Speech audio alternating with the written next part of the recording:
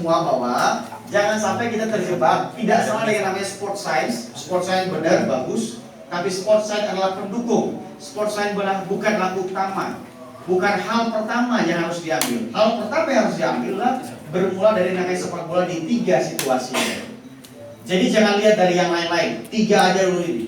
Bagaimana dia menyerang, bagaimana dia bertahan, bagaimana dia transisi dalam sepak bola. Itu aja yang dibahas. Jangan begini.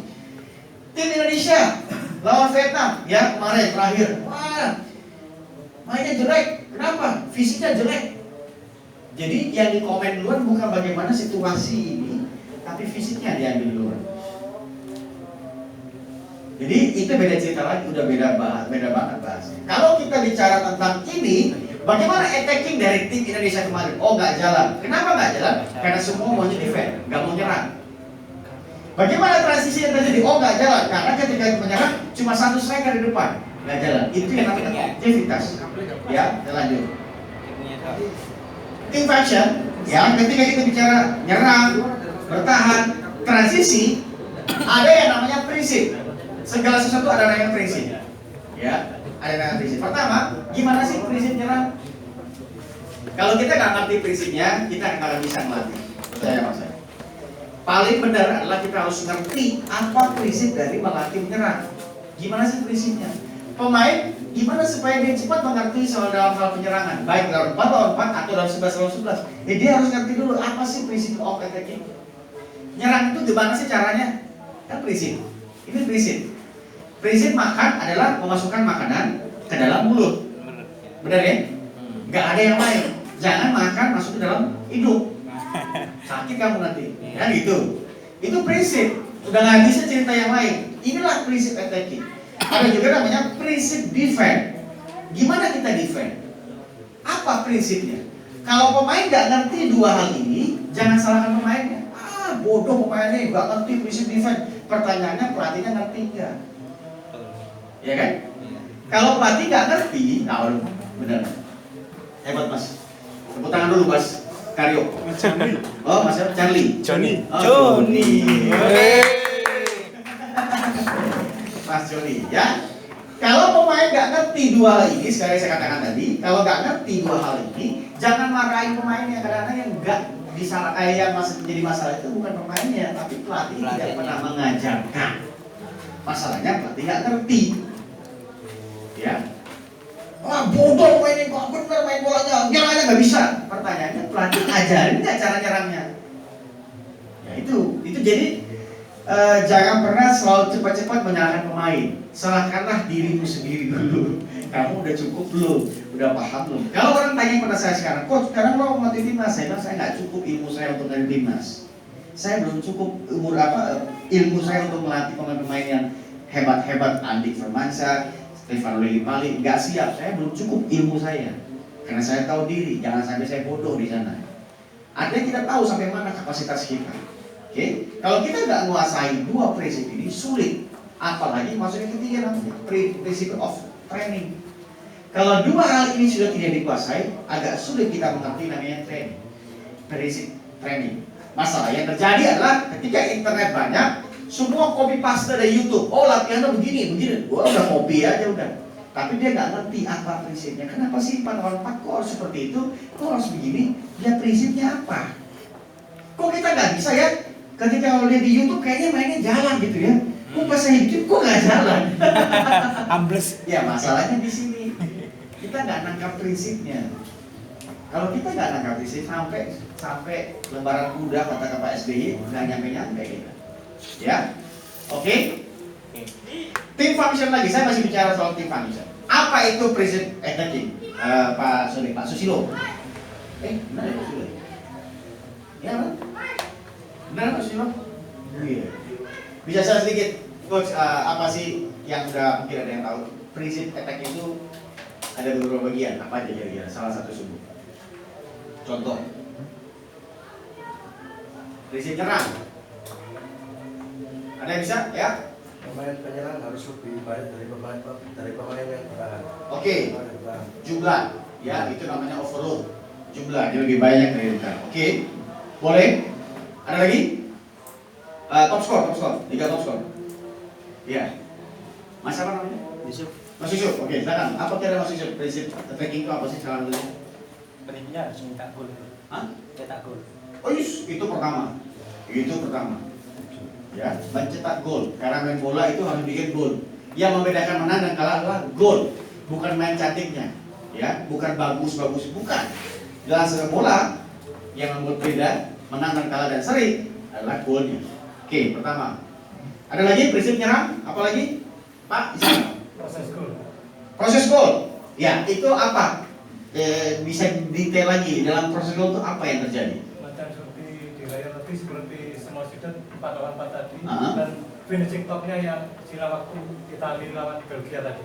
Oh, itu bicara soal finishing. Dan Finishing touch-nya harus bagus. Finishing. Oke, tapi kurang tepat Pak, itu belum sampai itu eksekusi namanya. Eksekusi. Tapi prinsipnya apa kira-kira? Tadi berapa? Udah kita gol. Tadi orang lebih banyak. Apa lagi? Bikin pakai build up serangan.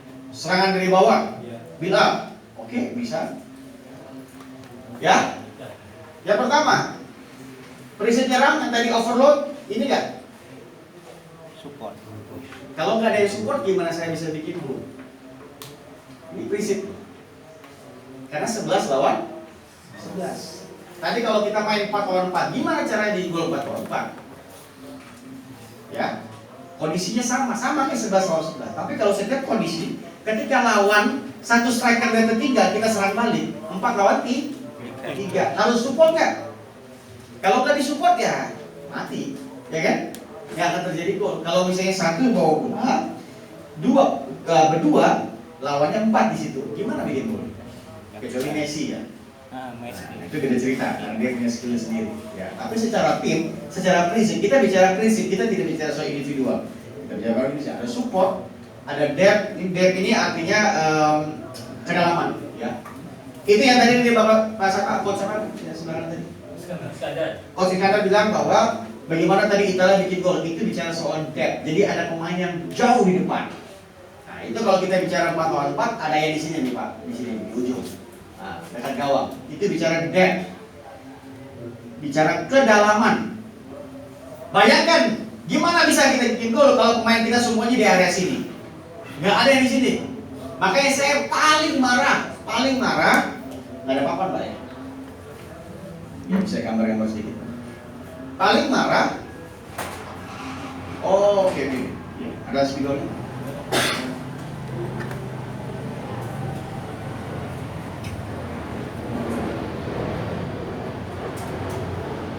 Paling marah kalau ini lapangan, ini gawang lawan, ini gawang kita. Ini salah.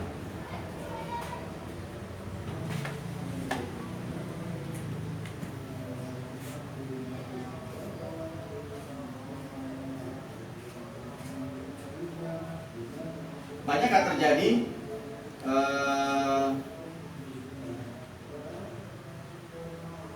ini striker kita ya, bicara depth ya. Ini striker kita. Oke, ada lawan, empat back ya. Bola dari sini, passing ke sini, gelandang. Terus striker itu di sini. Minta bola. Banyak nggak gitu? Banyak. Dan akhirnya ketika dia turun, apa yang terjadi di sini? Akan naik. Apa yang terjadi? Kosong. Kosong. Terjadi nggak sama kita? Sering nggak? Sering nggak? Ya, itu masalahnya. Itu yang akhirnya saya selalu marah-marah ke pemain. Untuk apa kamu turun? Karena ketika kamu turun, nggak ada yang namanya prinsip ini. Kedalaman, depth. Nggak ada depan. Terus kalau nggak ada depan, gimana nyerangnya? Kalau semua pemainnya cantik di sini, bola yang penting bola nggak hilang. Ya memang nggak hilang. Kamu rame di sini, ya di sini ya santai aja. Lah, ini nggak bisa main bola karena ini. Kita di sini ya diam. Ambil kopi, beli kopi aja sih. Ngopi aja, nggak ada menyerang. Itu masalahnya. Karena ini anak-anak kan nggak ngerti juga soal kedalaman. Dia pengen karena itu di TV itu ada yang turun-turun, ya itu turun main bola, ambil bola ke bawah. Begitu udah ke depan, nggak ada orang di sana, ya main lagi di sini. Akhirnya nggak jalan-jalan. Itu sistem tahan. Jelas ya? Jelas ya? Berikutnya ada namanya width. Width artinya atau kelebaran. Ya, yang tadi itu ya. Ya, harus ada pemain dua di sini, lebar, menjaga kelebaran. Dimana ketika kalau kita mau langsung forward ke depan, belum bisa, berarti kita main ke samping. Supaya apa? Dengan tujuan supaya ketika bisa main ke samping, bisa ke depan. Ya, jangan salah ya. Jangan karena main di samping terus, gak ke sini-sini dulu. Tujuannya ini gol. Tadi sebut tadi itu prinsip gol. Ini gol. Dan golnya di depan, bukan di samping. Di samping itu sebagai alat untuk supaya bisa ke depan. Ya, jadi jangan kebalik. Berikutnya lagi adalah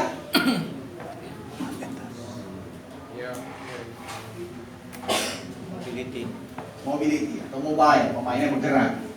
Karena lawan bergerak. Kita bukan main lawan robot. Nah, sepak bola adalah sebuah pertandingan atau sebuah olahraga yang bergerak. Kalau pemain tidak bergerak, gimana caranya kita nyerang? Ya. Lalu ada penetrasi. Apa aja penetrasi? Coach, apa aja penetrasi? Bisa satu lawan satu. Menggunakan Tingkat bisa. menggunakan dribbling satu. Kita tadi wall pass, kombinasi. Ya. Ketiga, coming from behind itu lari jadi pemain berlari tanpa bola, menuju dari belakang. Berarti ada ketika dia lari, apa yang dia ketika dia membuka space karena dia lari, terus apa yang terjadi? Saat kita sebut itu penetrasi. Ya, itu dia, through pass. Artinya passing ke depan. Jadi kalau penetrasi itu ada tiga. Satu dengan dribbling, kedua dengan kombinasi play, ketiga dengan through pass. Keempat dengan running with the ball. Cek, kencang. Ya, running with the ball. Itu penetrasi. Ya. Terus, ya, creativity. Oke, jadi kurang lebih kita harus mengajarkan pemain kita inilah prinsip attacking, support, deep, ini kedalaman ya, ini kelebaran, ini mobility, ini penetrasi yang tadi bagian dari 4 tadi, ini kreativitas. Kreativitas itu ya, itu intelijensi pemain, ada bisa lewat crossing, ada bisa lewat set piece, free kick, ada bisa lewat throw in, itu semua kreativitas. Ya, jadi pemain jangan dibatasi kreativitas. Apalagi ketika main 4 lawan 4, karena dia bisa gini, itu ya itu akan terjadi karena itulah namanya prinsip attacking. Jangan pemain menjadi robot. Ya, artinya pemain jangan kita batasi, kalau kita mau yang begini, pemain kamu nggak boleh macam-macam begini aja terus. Jangan juga. Ketika untuk yang player, pemain muda jangan dibatasi dengan keinginan pelatih. Tapi lebih melihat dari bagaimana si anak. Oh, anaknya bisa begini ya. Ya udah explore dia terus. Suruh keluarin terus. Sepanjang itu positif. Tapi kalau dia seperti Diego bisa yang nendang pemain lawan, bukan nendang bola, itu stop. Nah, itu marahin. Karena itu bukan kreativitas, itu merusak namanya. Oke. Lalu, tim function apa lagi? Yang kedua adalah prinsip defending. Ya, tadi sudah sebut ya. Ada pressure, press, defend. Ada lagi recovery, kembali ke belakang. Cover area. Ada lagi balance. Ya, nggak boleh terlalu ada sana kosong, sini ada sana kosong ya, mesti balance karena mengecil sama-sama. Itu defense, karena kita mau coba tutup gawang kita. Terus compactness, artinya kompak, defense-nya kompak. Oke? Kurang lebih ada 5 lah, ya kurang lebih. Ada lagi misalnya ada drop, apa segala macam, itu beberapa hal dari masalah compactness atau balance. Itu di detail-detail. Tapi kurang lebih prinsip defendingnya seperti ini. Kenapa saya mulai dari prinsip-prinsip ini? Karena ini adalah basic. Kita nggak mungkin sampai 4 lawan 4 ngajarin pemain supaya bisa 4 lawan 4 gimana caranya? Kalau dia nggak ngerti ini susah, sulit banget. Oke, sulit ya. Tim ya, kenapa semua side games? Yang pertama, dunia anak-anak sama dengan dunia bermain. Ya. Terkadang ketika anak kita kasih batasan yang terlalu banyak, dia agak sulit beradaptasi. Karena dunia anak-anak adalah bermain. Small side game itu bisa ditemukan di mana aja, karena dia sepak bola jalanan. Tidak perlu lapangan yang besar-besar. Kecil. Kecil, taruh sendal, taruh apa, main. Itulah small side game. dan di situ dia bisa kompetisi. Ya, betapa senangnya pemain-pemain kita, ya, ataupun misalnya kita bilang dewanya sepak bola saat ini adalah Brazil, ya, karena banyak talenta pemain dari sana yang muncul. Itu adalah sepak bola jalanan, street soccer. Mereka bermain dengan hanya taruh barang terus main. Nah, itulah small side game. Keuntungan yang pertama adalah lapangan kecil, mudah dalam pandangan saat bermain. Dia nggak butuh lapangan besar, dia mudah saat melihat kiri kanan temannya, lawannya di mana.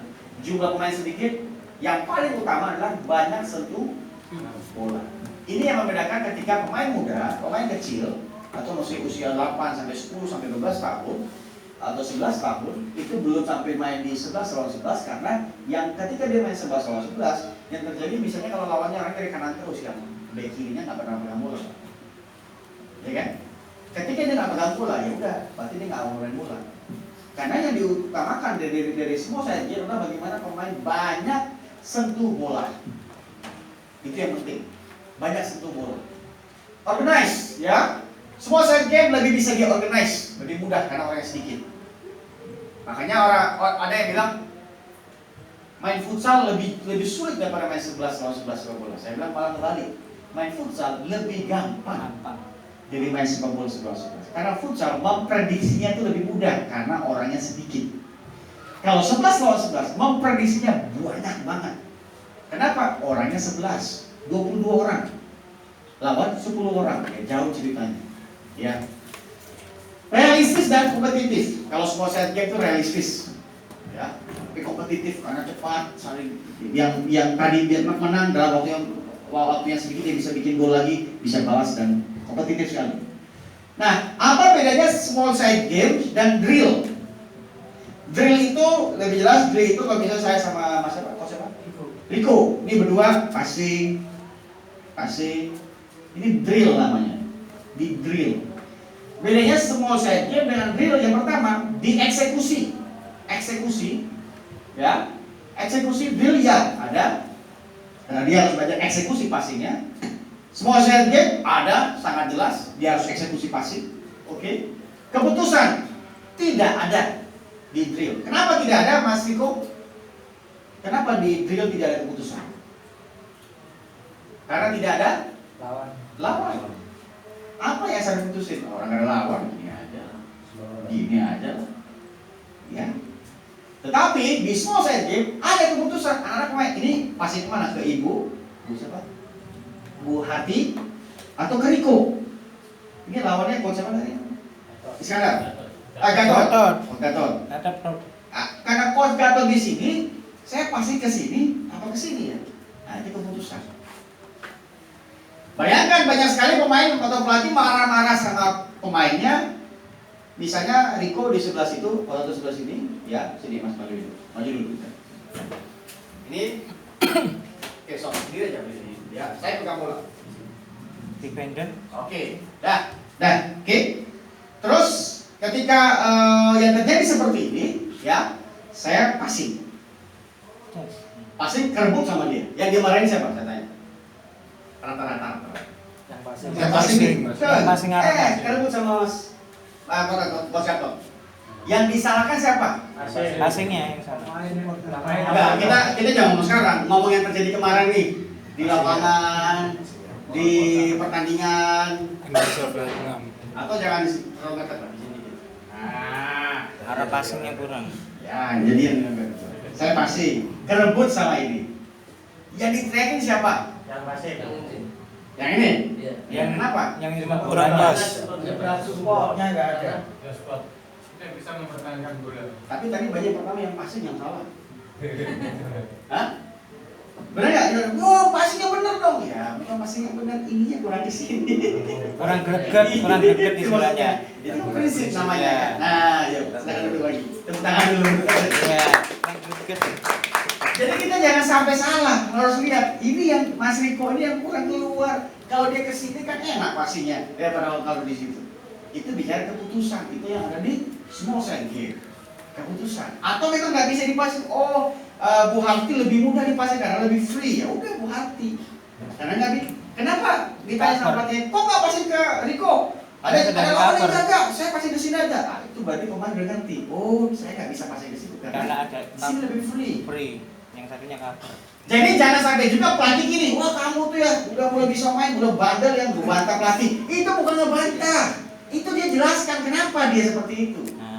Nah, jadi kita jangan marahin sama pemainnya. Kamu udah sok-sok jago kamu ya. Sok ngerti. Lagu kamu sok ngerti, baru main bola sebentar aja udah sok bagus ya. Bukan sok bagus, dia udah ngerti apa yang namanya keputusan. Nah, kita harus ketika ngomong gitu kita udah oke, good, bagus. Itu keputusan yang bagus kamu ambil. Itu seperti jangan dimarah-marahin, jangan sok pelatihnya. Aduh saya nggak berterima hebat sama pemain ini. Nah, salah. Salah. Oke, konsistensi. Drill ya harus konsisten, passing harus benar, kontrol harus benar, ya. Small size game ya. Organisasi di drill tidak ada organisasi, karena dia main cuma 2 orang, 3 orang, nggak ada lawan. Tapi di small size game ada organisasi. Gimana organisasinya? Gimana harus covernya? Nah inilah perbedaan antara drill dan small size game. Kenapa saya kasih perbedaan ini? Artinya drill digunakan pada pemain-pemain yang memang masih sangat belum bisa untuk melakukan teknik dasar. Itu harus benar drill. Pemain yang nggak ngerti bola, nendang bola aja masih salah, berdiri aja masih salah, dalam menggunakan agility dia masih belum benar. Itu harus drill. Tapi ketika dia sudah bisa drill, jangan terlalu banyak juga di drill. Kita harus pindah ke semua side supaya dia lebih berkembang. Jelas ya? Jelas. Oke. Sepak bola kita mulai dari 11 lawan 11. Ketika 11 lawan 11 kita temukan masalah. Kenapa nggak bisa bikin gol? Kenapa kita kalah?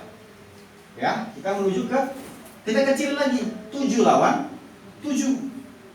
Oke, 7 lawan 7. Kenapa? Karena ketika 7 lawan 7, masalah-masalah yang terjadi dalam 11 lawan 11 kita kecilkan. Oh, ini masalah, di area ini masalah. Ketika 7 lawan 7 sudah masih juga belum terjadi atau kita kecilkan lagi supaya lebih detail lagi, kita bisa 5 lawan 5. Oke? Atau yang kita mau bahas sekarang ini 4 lawan 4 dengan tidak ada kiper, dalam pengertian di sini ada semua side game turnamen kiper aktif, ya. 4 lawan 4. Kalau 4 lawan 4 dia belum bisa juga nih. Yang mudah 4 lawan 2. Yang semua kita bahkan Liga Indonesia mengatakan 4 lawan 2 adalah permainan happy-happy. Padahal ini bukan happy-happy, ini sangat penting. Kucing-kucingan. Ya, kucing-kucingan. Kalau di luar sebutnya monkey, Pak. Kalau tengah jadi monkey kamu, jadi monyet kamu.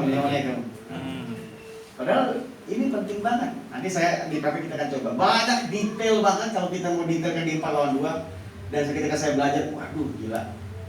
Tim Liga Indonesia kalau 4 dulu happy-happy, padahal ini masalah banyak terjadi. Oke?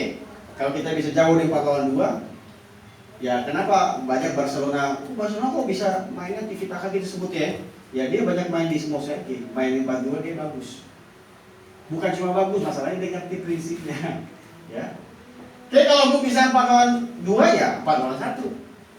Sampai belum bisa sama sekali 4 lawan 1, 4 atau 1 lawan 1. Terakhir nggak bisa nih pemainnya nih, ya udah 1 lawan 1 loh. Sendiri aja kamu perhatian dulu. Berarti pemainnya belum bisa apa-apa. Belum mengerti. Skill dia belum ada, itu yang disebut tadi drill. Skill dia belum ada, kontrol dia masih kacau-kacau, masih belum bisa, ya itu berarti kita harus sendiri dulu. Oke, inilah turunan dari sebuah namanya football game, dari 11 lawan 11. Jangan dibalik ya, jangan dari 1 lawan 1, 4 lawan 1, 4 lawan 2, baru sudah. Enggak, itu kebalik. Temukan masalah di 11 lawan 11, baru dikecilkan ke bawah. Jangan dari kecil jadi gede. Jangan kebalik, karena kita main bola itu 11 lawan 11. Masuk gak logika kita? Masuk. Banyak latihan dulu, saya nggak tahu kalau sekarang. Dulu banyak latihan bola, mulailah 1 lawan 1, baru ke 11-11. Enggak, kebalik. Balik. Ambil masalah di 11 lawan 11, turunin ke 1 lawan 1. Baik kanan kita masalah, baik kanan kita nggak bisa menang 1 lawan 1. Itu masalah di ketika 11 lawan 11. Kecilin, misalnya, oke, kamu 1 lawan 1 dulu. Kenapa? Karena kamu selalu kalah di 11 lawan 11 ketika momen 1 lawan 1. Jadi jangan kebalik, ya. Lihat ke bawah. Jangan kebalik, ya.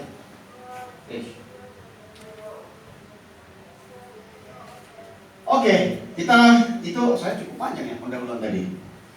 Makanya saya bilang sama Pak Ramsi, Pak, ini kalau sampai ini belum cukup Pak waktunya. Oke, 4 lawan 4 diamond set. Kenapa 4 lawan 4? Satu, 4 lawan 4 bentuk game atau latihan yang mendekati real match 11 lawan 11. Tadi saya sudah contohkan 11 lawan 11. Italia bikin gol pada gawang Belgia dalam kondisi sebelah kanan terjadi 4 lawan 4. Dia pindah ke kiri, langsung vertical pass ke depan, long gitu. Ada pemain yang muncul dari belakang, tadi disebut sama Coach Anto, coming from behind, dia kontrol bagus, finishing touch selesai, 1-0. Dan inilah kondisi dalam sebelah kanan 4 lawan 4. Oke, prinsip attacking maupun defending sudah tercipta dalam game ini. Oke. Tadi kan kita sudah sebut prinsip tadi, ada poin.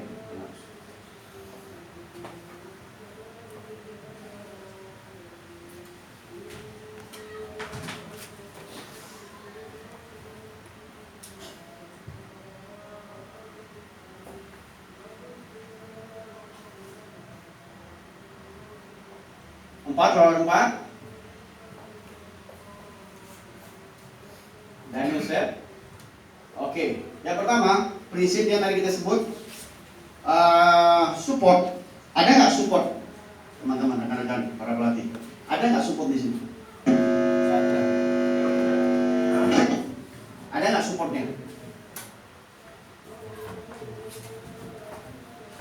Kalau bola di sini, ini bola yang pegang ini.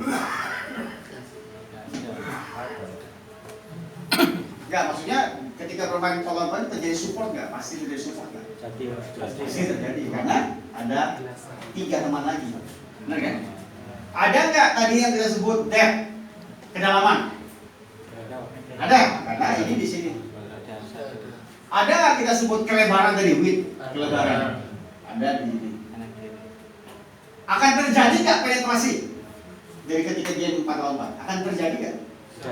Bisa terjadi, ya. Benar. Defending, ada nggak pressure di sini? Ada. Ketika ini pegang bola ini press, pasti. Ada nggak organisasi di sini ketika dia dalam bertahan? Ada. Bisa. Ketika dia pegang bola dia nggak mau press, dia recovery, dia cover sih. Ini organisasi. Apalagi kita sebut dari defend. Ada nggak cover? Ada. Compactness, balance, ada nggak balance ini? Ini balance semua, nggak bisa masuk dia. Jadi 4 lawan 4 sangat mampu menggambarkan ya prinsip-prinsip attacking maupun defending yang sudah tercipta dalam game ini.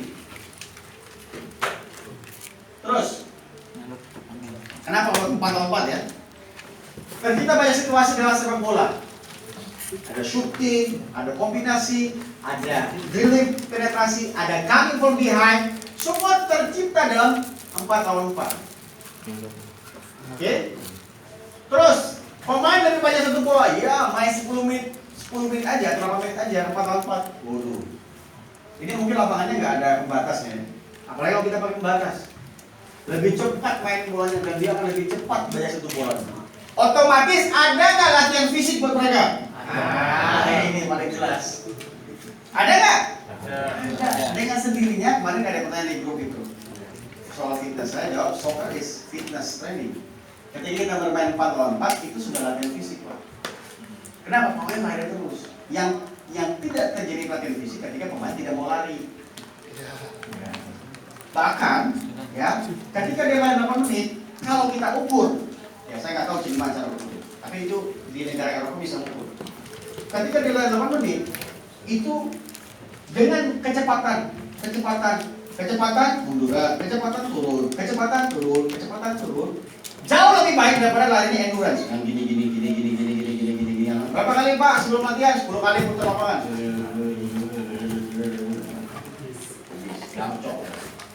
Padahal ketika 8 menit lari turun, 8 menit aja cuma gitu. Gimana nggak naik levelnya? Ya, itu fisik. Karena 4 lawan 4 tercipta situasi bagaimana pemain dengan sendirinya fisiknya akan terus. Tapi level yang sama ya, jangan 4 lawan 4 mainnya kelas 5 SD lawan kartu SD ya udah. Ambruk. Iya. Nggak akan bisa, nggak akan sama. Harus levelnya sama, artinya lawannya memang usianya sama, kualitasnya sama. Itu akan membuat fisiknya akan dengan sendirinya semakin ya akan terpacu gitu. Kalau lawannya menangnya 10-0 ya nggak terpacu. Ya. Terus pemain dituntut cepat dalam mengambil keputusan ya, karena 4 lawan 4 tercipta situasi dan dia harus ambil keputusan passing, gol, shooting, macam-macam.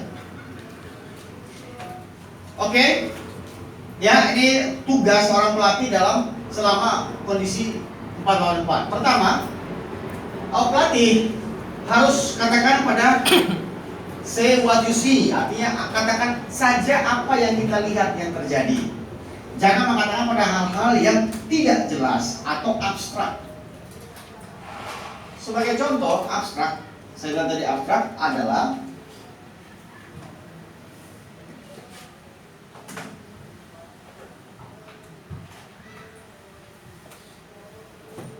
tadi Mas Riko coba berdiri lagi Mas Riko. Mas Riko sini, pos ketok lagi, ya. Gak apa-apa ya, ketok, ya. Oke. Bola ada bola nggak sih? Ada. Ya, Bola. oke. Gatot, saya temannya Pos Gatot. Hei, saya teman Gatot. Saya lempar bola ke sini, ya. Kontrol pakai dada, tak. Tapi ada lawan di situ, bola jatuh ke sini. Dan jerebut sama Mas Riko. Coach Agus, apa yang Coach Agus ngomong ke Pos Gatot? Hati-hati. Warning. Warning, hati-hati. Ya, Coba kita warning. berikan Mas Joni, pinjam bola. Oke, ya. Pakai dada, nah jatuhin, bisa diambil. Oke. Oh iya. Warning.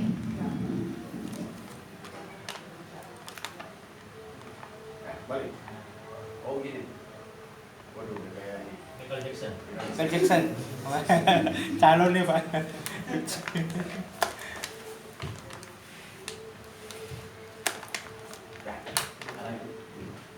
Tes dulu, tes. Halo. Cek, ya, oke. Ini terlalu agak jauh dikit ini. Ribuannya tuh ini agak kiri, mau kayak tuh.